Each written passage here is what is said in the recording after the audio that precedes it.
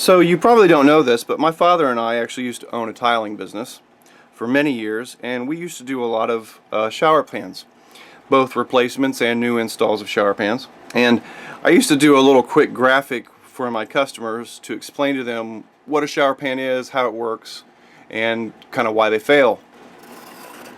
You basically have a wall and your subfloor, which are typically wood. That's typically 2x4s on the wall, and a subfloor is plywood.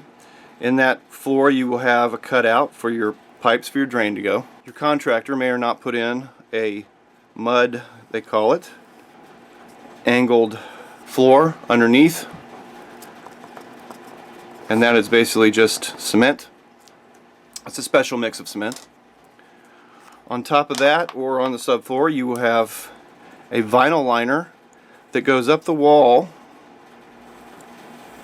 anywhere from about 8 to 10 inches up the wall, and in the corners it's folded in a certain way that it assures that the fold is above the height that you want. On that you have a flange for the drain, and that flange is siliconed onto the vinyl liner to make a watertight seal. And then you have your shower drain, which comes up from the pipes. These go through to pipes. Comes up and usually has a little receptacle on it like this, or a little top on it like this. And then you have your cement mortar shower pan, what I call the shower pan. And that shower pan normally comes up approximately flush with the drain, like so, something like so. I'm a terrible drawer. And that is a mortar mix, a special mortar mix. It's usually a lightened mortar mix, but it's essentially Portland cement. And then your tile goes on top of that. You have your tile pieces, and they are roughly flush to the actual top of the drain. And this angle is a little bit exaggerated, obviously. The angle is very slight. What happens when one of these fails? Water can get over the top of the vinyl liner and get behind the walls. It can be a problem with the installation of the liner at any point. The silicone can fail if it's not properly done. Lots of different things, but the biggest reason they fail is just simply age. It may surprise you to learn that a shower drain is designed to leak. In this drain we have weep holes, usually several weep holes. And the purpose of those is that water will permeate below the tile line into this shower pan bed, this cement bed, and over time it will drain just at the same angle as everything else.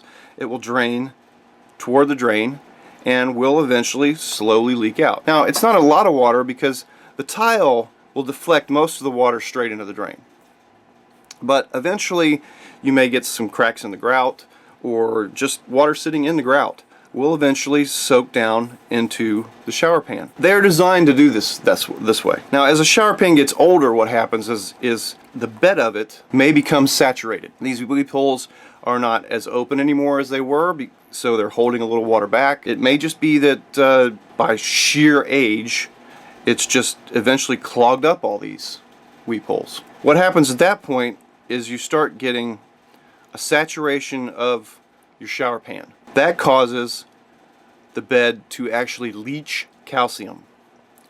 And when it leaches calcium, it comes out, usually pushes its way out the holes, out the drain holes, into the drain. And it's very obvious when it happens. And this was the easiest ways to tell when you're inspecting a shower drain or inspecting a shower pan whether or not it is in failure. Once it gets to this point, this is an important point. Once it gets to this point, you can knock out the calcium, pull it out, you can drill holes, there's some remediations you can make to make it last a little bit longer, but once it gets to that point, the pan is basically failing. Now, what happens when we do demolition on this pan is that usually what will happen is there'll be chunks that are still hard and still together, And then some of it will be just like wet sand, like wet packed sand, like a sand castle on a beach, basically. And I've actually hit some of these to break them up with a sledgehammer, and what actually came back in my face was wet sand. Basically, it just kind of exploded in wet sand. The whole thing will not typically be wet sand.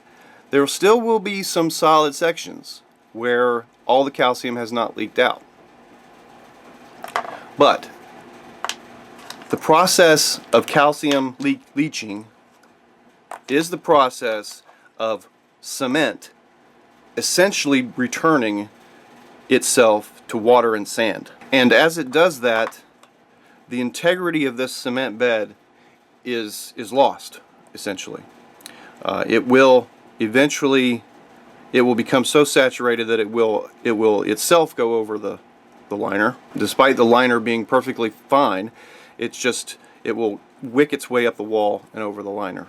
One more thing before I get off of this particular topic. Typically what you will see on the walls over this liner is a Durarock, or rock board as we call it, sheet. And there's some controversy as to whether you should lay the sheet into the bed or not. We actually would leave a small gap when we did them, an air gap if you will, and then when you put the tile over that, it just covers that area. If you put drywall into that in contact with the bed, what happens then is the drywall, the moisture and water will wick up the drywall and will start to rot the 2x4s from behind. You should never use drywall here. You should always use, at least for the first few feet of your shower, you should use rock board or some sort of Durarock or cement board. Now, what does all this have to do with buildings collapsing? Well, as you may know, recently here we had a major building, or a major collapse of a building in Miami, in the Miami area. And as of this video, I think 4 people are known to be dead and 159 are missing. And my thoughts go out to all those families. I can't even imagine what they're going through right now. Just today, a report came out that was made a few years ago in 2018 by an inspector of the building. And this is what he said, and I'll put a link to this report. MC, which is the name of the company that did the inspection. MC visual observations revealed that many of the previous garage concrete repairs are failing, resulting in additional concrete cracking, spalling, and leaching of calcium carbonate deposits at the underside of the entrance pool deck where the slab has been epoxy ejected. And further on, leaching of calcium carbonate deposits in numerous areas has surely caused, CTS is the name of the company that manages the building, to pay to repaint numerous cars.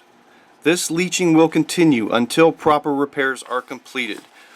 Now, why it's important that they mention they had to repaint numerous cars, I have no idea, because to me, reading that, what that says is the concrete is failing. When it says this leaching will continue to increase until proper repairs are completed, the only repair once the calcium carbonate has left the concrete that I'm aware of, and I may be wrong here, is replacement of said concrete. Because there is no way to inject structural integrity back into that concrete that I'm aware of. Now, you don't have to just take my word for it. There's a 2013 study from Taiwan, and let me read you just a quick bit of it. When a cement-based material experiences humidity for a long time period, water may penetrate into the material, causing leaching of calcium hydroxide. Taiwan, the specific thing that they're studying here, is located in a subtropical and rainy zone. I would say that that's probably Miami. Thus, cement-based material structures are always exposed to high temperature, humidity, and a salty environment. This circumstance guarantees that the groundwater or surface rainwater permeates into cement-based materials with time, penetrating water and cement-based materials along the path of capillary pores renders a ubiquitous ion concentration unbalanced. Further on, leaching of calcium ions increases the porosity of cement-based material, thus resulting in degradation, including damage to the pore structure. Increasing porosity results in a weakened matrix and lower compressive strength of the cement-based material. Leaching of calcium ions also has a detrimental effect on durability, since the occurrence provides an entry for aggressive harmful ions into the cement-based material, causing reinforcing steel corrosion. Now, as a disclaimer here, I don't know if this was the cause or one of many causes of what happened, but I think it's important for people to understand that when they see things like this, they may be more serious, they may be nothing. It may have been the stucco that was leaching, which is an issue because that means that there is water behind the stucco, but it may not be as dangerous necessarily, at least initially, but it is something to keep an eye on. And that's eye on, not ion.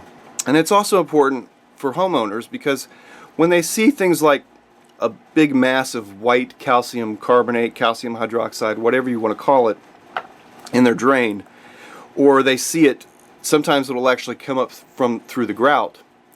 It's important for them to understand that what's happening there is that the shower pan is breaking down, and there is no way to fix it. You can remediate it and slow it down a little bit. The only way to fix it is to remove and replace it. Now, I'm not sure in the large construction industry whether they have remediations that are more permanent or not, but from what I'm seeing in these pictures here, if this were a shower pan, I'd have replaced it. Thanks for watching.